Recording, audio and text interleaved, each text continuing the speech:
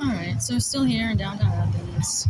I was asked not to call back to bigger vision, better whatever vision until November 2nd or 3rd because I corrected the a-hole on the phone. He kept calling me Sarah, Sarah, Sarah, and I kept saying my name's Tara, Tara, Tara. And he said, fine, if you're going to be rude, you don't call back. So I called back today anyway, and he said I can't call back till November 3rd or 2nd or whatever it is. Salvation Army isn't taking intake for not this Monday, but next Monday, so like a week and a half. So I'm out here, downtown Athens. Say hello, everyone. Downtown Athens still. Now, let's talk about the stolen car situation again. So this is what I figure happened. Madison was in the back of the car, buckled in, behind me. Rear passenger seat buckled. It was a 2015 Renegade Latitude 4x4, orange, low miles, no structural damage, safety color, and it did have a sunroof or moonroof or whatever the hell it's called.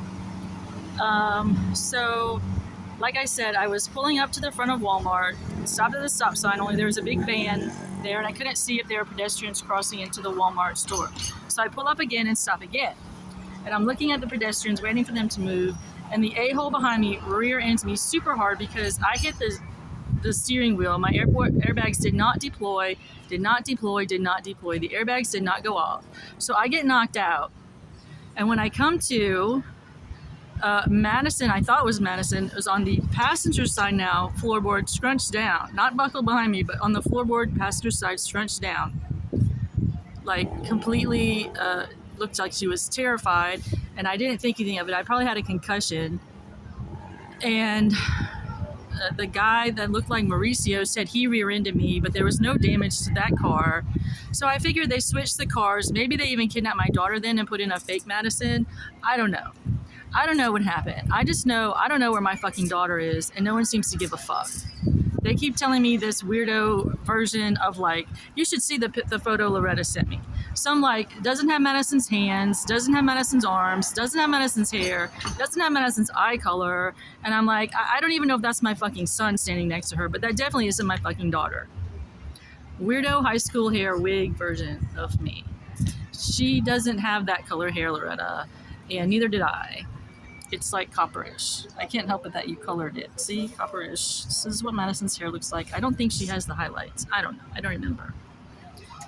Anyway, so then I go to the police the next day and I'm like, I don't think that's my fucking car.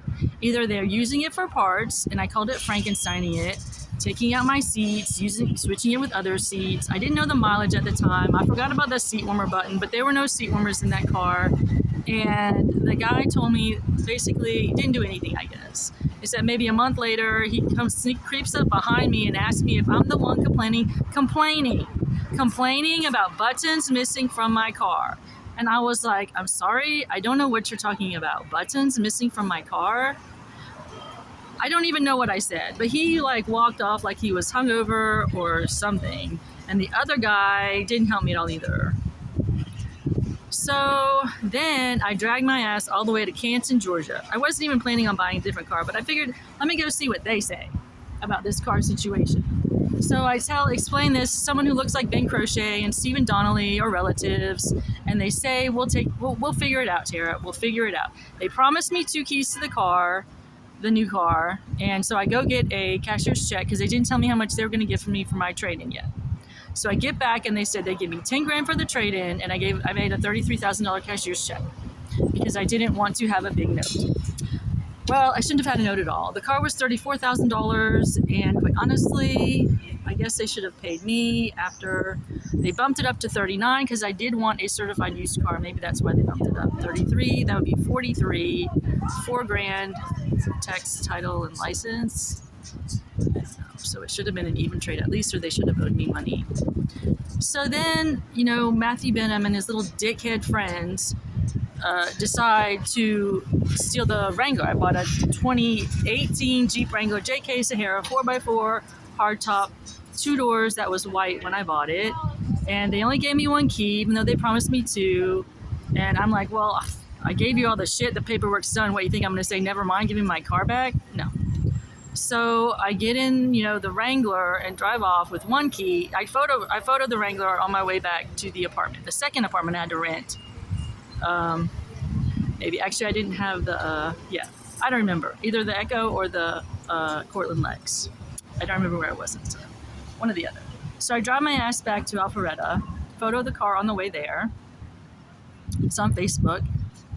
You know, what an account I can't get into anymore because Mark Zuckerberg doesn't seem to think I go by Tara in public. Like, I don't go by any other name. Tara. Tara, Tara. Tara, Tara, Tara. It doesn't matter how you say it. That's my fucking name. So, where was I, right? Drive back, and then, you know, around May of 2022, Matthew Benham, Gabe, whatever his last name is, Gina Kirkland's friend, some guy said his name was Marco, some other guy, I don't know, all sit around chatting about me. He says, Dave McMillan, it looked like, I said I had to get out of my car. So I get out of my car, and then Matthew Benham asked me if I was aware my car had been reported stolen. And I'm thinking he's talking about the Wrangler because that's the car I was sitting my ass in right there, and I technically didn't own the Renegade anymore. So I said, I didn't report it stolen. And then what happens? I don't know. And then all the little brunettes come and chat with me, and I don't even remember what the fuck they said. I'm quite confused as to what the hell's going on. So then some IA asshole, I call him, business casual motherfucker, comes up to me after Matthew Benham tries to claim I did what? Theft by deception, or like I didn't register the car. I tried to register the car, Matt. 3 times I tried to register the car. The first time he said I had to have a copy of my lease. So I go back and get a copy of my lease. I bring it back and it was like too busy or something. I don't know. Third time I go there and I change it on my driver's license, or second time, I don't remember the order. Change it on my driver's license, go to the tag guy and he says it's not ready yet. And I'm like, what do you mean it's not ready yet? What, do you gotta pull a tag out of your fucking drawer? Just give me a goddamn fucking tag. It's not ready yet. What does that mean? He doesn't tell me what that means. And so I like leave again, wondering what the hell's going on. It's not ready yet. Maybe it's still not ready yet.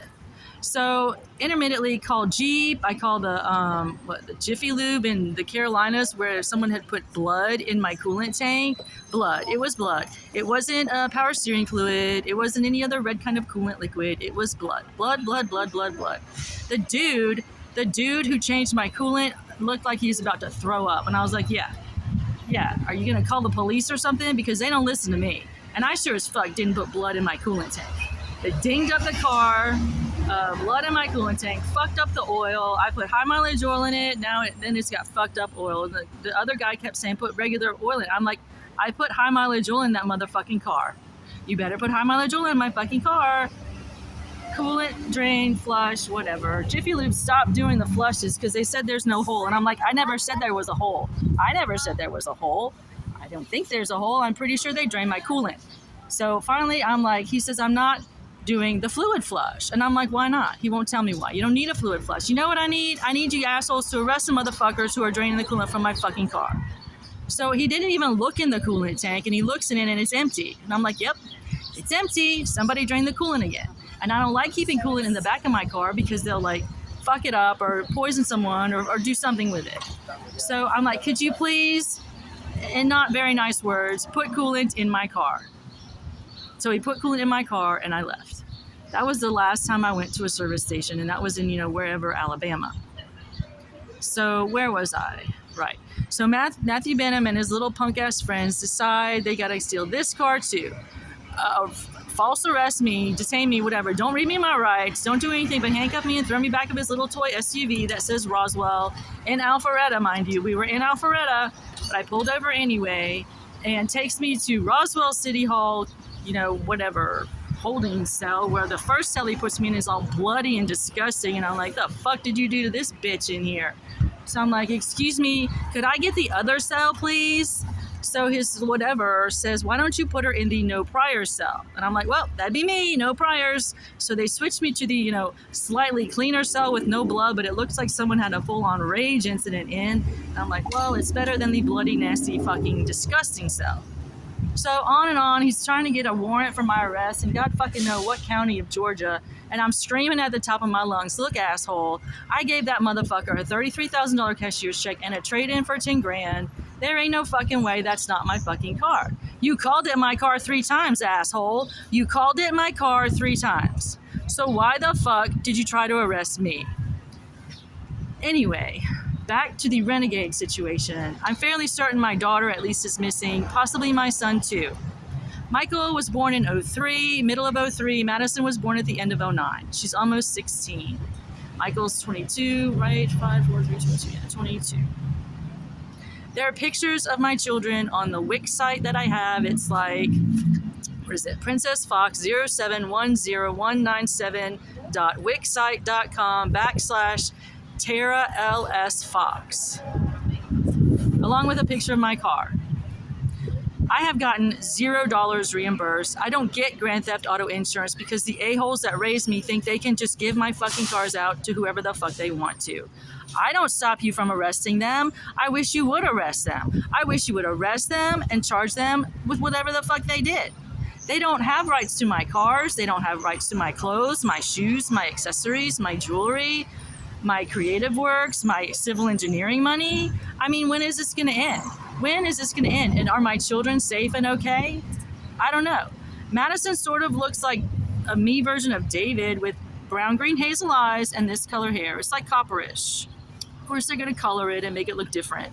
Michael looks like a, whiter version of me like this, with whitish hair or super light this color hair. He's actually an albino. He has gray eyes. They may not always look gray, but they're gray.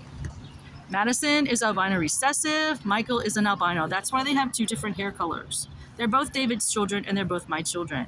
And I don't know why David doesn't have to abide by the divorce decree either. He signed it. It looks like his signature.